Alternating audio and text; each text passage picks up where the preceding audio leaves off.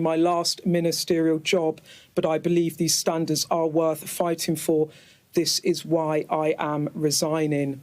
Because it has been a whirlwind 24 hours for the Prime Minister, a whirlwind 12 hours really, hasn't it?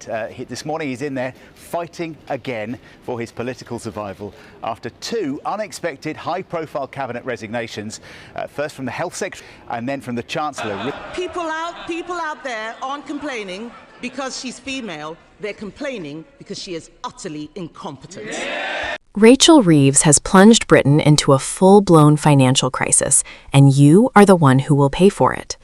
Britain is in trouble, real trouble, not the kind that gets quietly buried in a government press release or dressed up in political spin, but the kind that lands on your doorstep, in your bills, in your wages, in the slow and painful squeeze on everything you thought was stable. And if you have been paying attention, genuinely paying attention, none of this should surprise you. Welcome to British Energy, the channel that cuts through the noise and tells you exactly what is happening to this country and why it matters to you. If you are new here, please do subscribe. It costs you nothing, and right now, staying informed is the most powerful thing any of us can do. Hit that subscribe button and stay with us, because what we are about to walk through is not just political commentary. This is your financial future.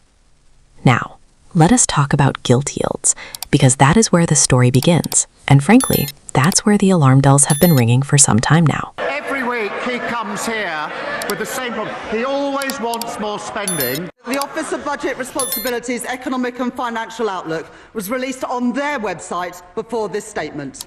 This is deeply disappointing and a serious error on their part. I will more than double the headroom against our stability rule to £21.7 billion. I am introducing the high-value council tax surcharge in England, an annual £2,500 charge for properties worth more than £2 million. I will ensure that drivers are taxed according to how much they drive, and not just by the type of car they own.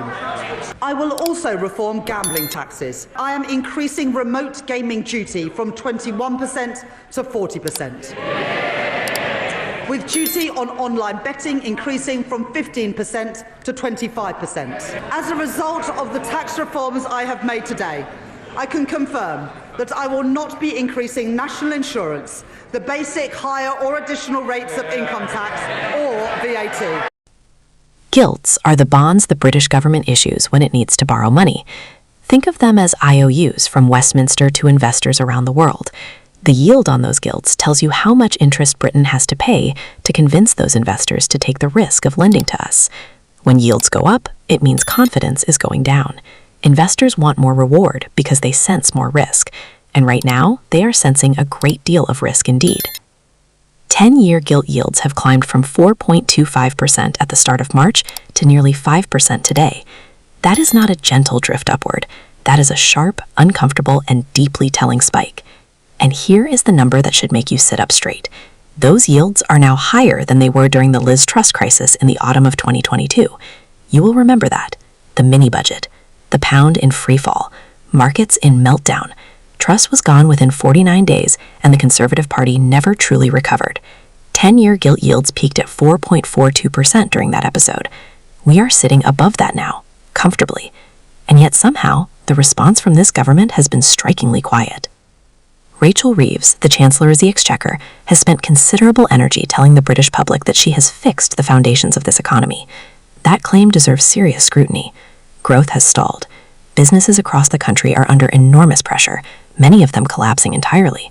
Jobs are disappearing. The tax burden has reached a record high. And yet the borrowing has not stopped. In February, markets anticipated the government would borrow around £8.8 billion. The actual figure came in at £14.3 billion. That's not a minor overshoot. That is a statement about the trajectory of these public finances, and it is not a reassuring one.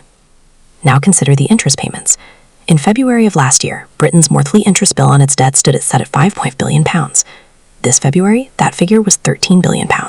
In a single month, £13 billion gone, before a single nurse is paid, before a single pothole is filled, before a single penny reaches public services. And critically, those numbers were recorded before the conflict in Iran began to ripple through global markets. The Chancellor cannot point to geopolitical instability as the root cause here. The roots go much deeper than that. If you are still with us, good. Stay with us, because this matters. And if you have not yet subscribed to British Energy, now is the moment. We cover these stories so you don't have to wait through the spin alone. Subscribe, and we'll make sure you are always ahead of the curve. Gary Howes of Pound Sterling Live has been clear about what the autumn budget is likely to bring. His assessment is that more taxes are coming and that spending cuts, which were notably absent from the Chancellor's previous two budgets, will not be avoidable this time. That is a significant statement. In those first two budgets, taxes were raised by nearly £70 billion in total. Spending was not meaningfully cut. The logic appeared to be that revenue alone could stabilize the position. The bond markets are now delivering their verdict on that approach, and it is not a favorable one. There is a political dimension to this as well, and it is worth acknowledging. The Chancellor operates within a party where left-wing voices are growing louder. Figures such as Angela Rayner and Andy Burnham carry significant weight within Labour.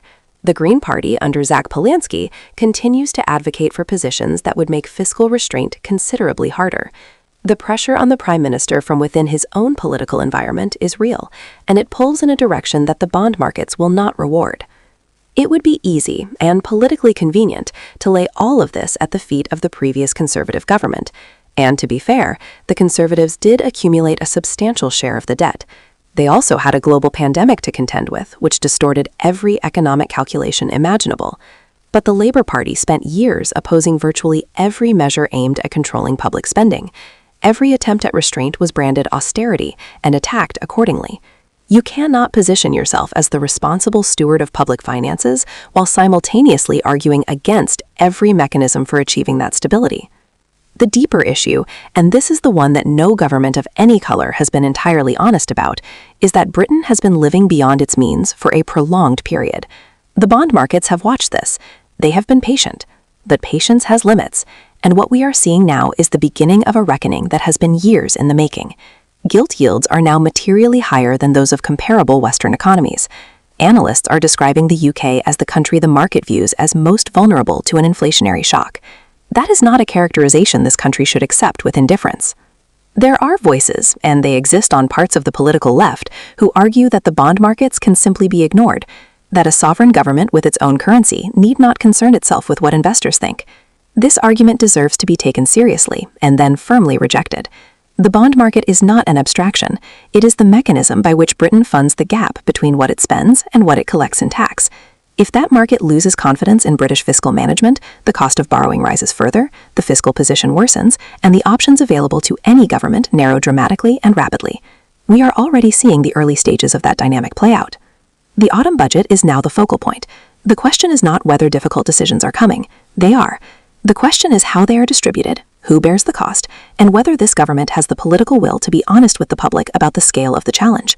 Tax rises are likely. Spending cuts, previously treated as politically untouchable, are increasingly unavoidable.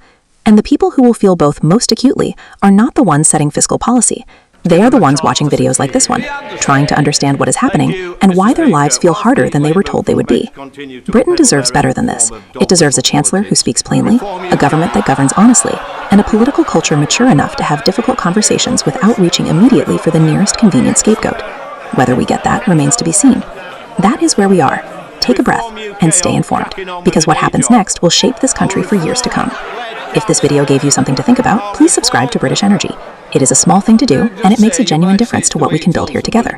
Every subscriber helps this channel continue doing exactly this, cutting through, telling the truth, and keeping you informed when it matters most.